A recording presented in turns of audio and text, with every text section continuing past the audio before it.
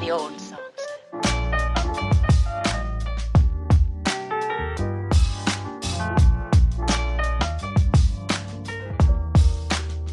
For old time's sake. Oh. Okay, so a lot of you are curious about this outfeed table. I'm gonna tell you one thing right now, it's not pretty, but it is sturdy, as you can tell. I'm gonna walk you through this. It's already built, so I can't exactly show you how I did it step by step, but I can give you a tour. Hopefully that'll be helpful. I'll show you why it works great for me. I'll show you what I wish I would have done differently, and hopefully it'll be helpful to you. If not, sorry. Some of the old songs. All right, so let's talk general construction materials. I used 4x4 posts, 2 8-footers, 2x4s. Some of them you'll see are pretty scrappy. It's just what I had laying around. And then I used MDF, which you'll hear about more later.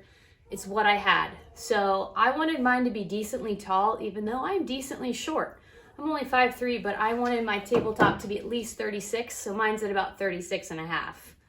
So with the way I constructed this, putting my 4x4s inside the 2x4s, you got to get your overall height by taking the length of your 4x4 post plus the thickness of your tabletop that you choose.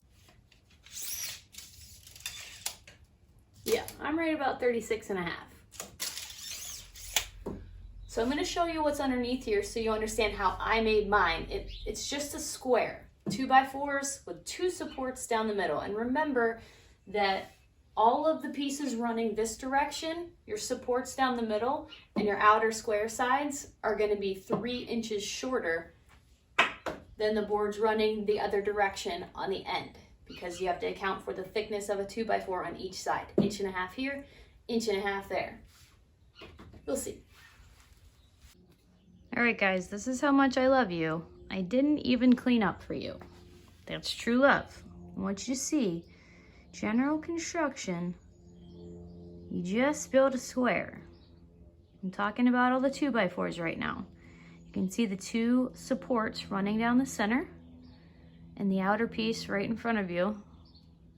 Boom, you just built a square.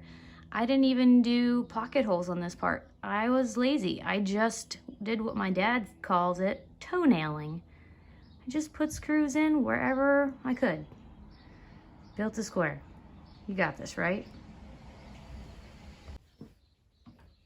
You get what I'm saying, right? Like, you just build a box, like a square. You just throw in some supports. I'll show you a picture. Here's a picture. See, just look at the picture. For this size table, you just need 3 8-foot studs, and I use screws to secure the top from beneath. Didn't even use pocket holes here, just screw them in. Okay, so once you got your box built, these 2 screws are attaching this side 2x4. These are going directly into the 4x4, so you want to make sure you have like nice long 3-inch screws. This is all lovely Power Pro hardware. Highly recommend. And then, see, I told you, it's not pretty, but it's functional. Now I'm going to show you some cool things about it. All right, first up, I know I've shown you these in one way or another. These types of casters with the grips on here, when you step on this with your foot, it lifts up your entire bench. So I have them on each leg, and that way this thing stays mobile. It's huge, but it can move around. Here's another thing you're gonna wanna add, especially if your garage floors look like this and have cracks and are very rough and uneven. You're gonna wanna get these leveling feet right here. Those can be adjusted, so if you wanna build your bench slightly short, that's a good idea, because these leveling feet can crank it up a little bit higher and you have all this room to play with. Highly recommend undersizing rather than oversizing, and I'll tell you why. Here's the reason why you want those leveling feet and why you might want to undersize the height of your outfeed table rather than trying to make it match the tabletop of your table saw. That's really hard to do, especially with uneven floors. So if you go, I'm saying even 1/8 of an inch lower if you already have your saw on a cart like mine is, and I'll show you that, plan to have your outfeed table about 1/8 of an inch lower. I know that's kind of extreme. Most people would only say 1/16. But that way with the leveling feet, you can dial those up and get it exactly where you want it, rather than having the huge headache of trying to get the height precise the first time. Okay, so although I'm not showing you how I built this, even though it's a really basic construction, you could probably figure it out just from looking at this video. I just wanted to show you why my setup looks the way it does. In this garage, although I primarily use it for work, we still have kids and they run around through here, and so I like to keep it as mobile as possible. So this was built first. It was the one time where I recommend putting the cart before the horse outfeed table, because this is what I wanted primarily, to get my tools off of the floor. I was tired of breaking my back. So I built this first at the height that I wanted it, and then I made the table go with it. So check this out. Just regular casters here, can be pulled away. So I put a cross support on the outfeed table here. It has two purposes. It holds all my F-clamps, and it also has an extension on here with a metal bar that I secured, because there's a magnet on the back of my table saw cart.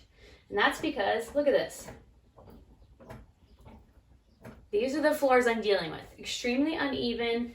Those casters are not the best casters. Guess where I got them? And I was tired of trying to mess with the locks, because the locks are horrible. So I threw a magnet on. So now, when I need to use my saw, look how easy it is.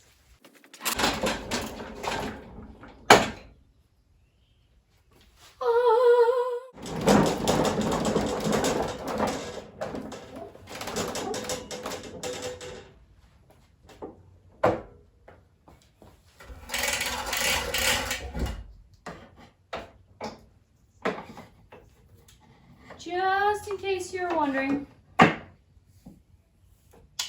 also serves as an outfeed table for my 735X Dewalt planer.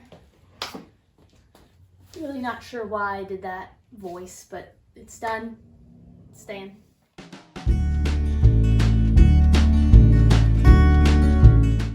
So one addition I made to the bench was adding this large spool of paper. I got the paper at Lowe's Home Improvement and actually used an old curtain rod to mount it on the edge of my bench. It's really nice and easy because you can just fold it over your bench top to protect it during a glue up. And I got some little plastic cutting tools on Amazon to slice off the paper when I have the correct length. And it just hangs on there with a magnet.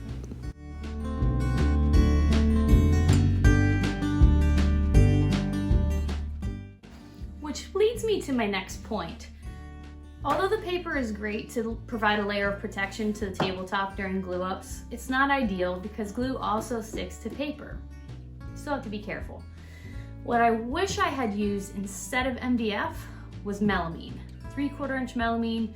Glue just pops right off when you use a scraper. That's what I wish I had done differently, number one. The other thing I wish I would have done differently is actually done a slightly different dimension. So like I said, this is 4x4, and that's really just because of the size of the MDF that I had left over was close to that. It was actually over 48, which is why there's an overhang on some sides and not on the others, which turned out to be a good thing because you can clamp things more easily on these sides. Whatever.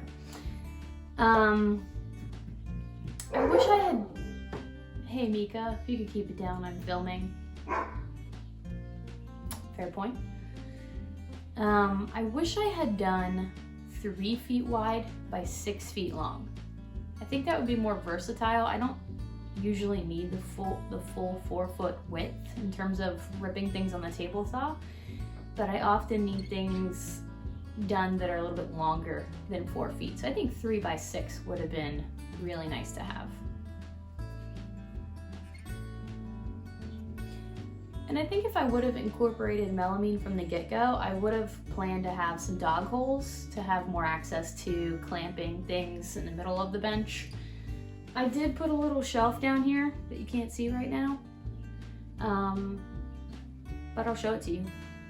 The shelf is messy. It's a catch-all. I like to keep a Tupperware bin down there because I can just throw stuff in it that I really don't want to get dusty. I did pocket hole those pieces of wood into the legs because obviously a 4x4 is a little hard to run a screw the entire way through and still go into a 2x4 to give it support. So pocket holes it is.